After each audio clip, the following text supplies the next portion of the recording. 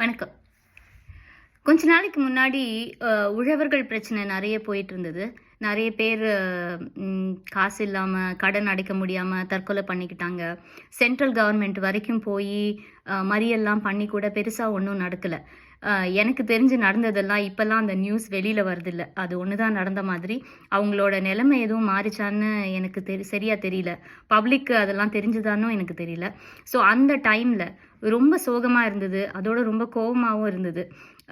Government பண்ணலன்னா என்ன? மக்கள் எல்லாம் சேர்ந்து அவங்களுக்கு ஏதாவது பண்ண முடியாதா? அப்படின்னு ஒரு ஆதங்கத்துல இருந்தேன் நானு.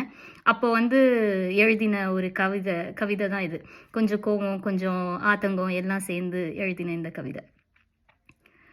பிச்சை எடுப்பதிலோர் பிரயோசனம் இல்லையடா, இச்சை தவிர்த்து இனி இணைந்து நின்றிடடா, கரம் பிடித்திடடா, உரம் வளர்த்திடடா, உன் உச்சி பாதம் வரையில் ஓடுவது தமிழுதிரமடா.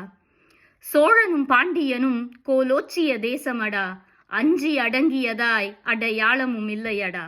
ஆத்திரம் கொண்டிடடா, அச்சம் தவிர்த்திடடா, உன் உச்சி பாதம் வரையில் ஓடுவது தமிழுதிரமடா.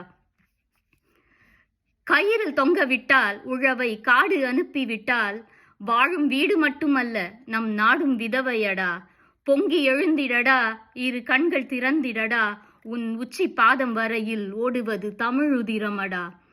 இங்கு தந்திரம் செய்யுகின்ற பெரும் கூனி சகுனிகளை தெரிந்து கொண்டிடடா, அவரை தெரிக்க விட்டிடடா. ஒருங்கிணைந்திடடா, ஓங்கி அடித்திடடா, உன் உச்சி பாதம் வரையில் ஓடுவது தமிழுதிரமடா. முகலாய தொடங்கி என்று ஆங்கிலேயர் வரையில் இன்று அனைத்தும் பார்த்தவண்டா, தமிழன் தனித்து நின்றவண்டா.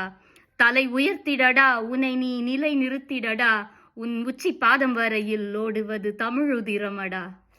வணக்கம்.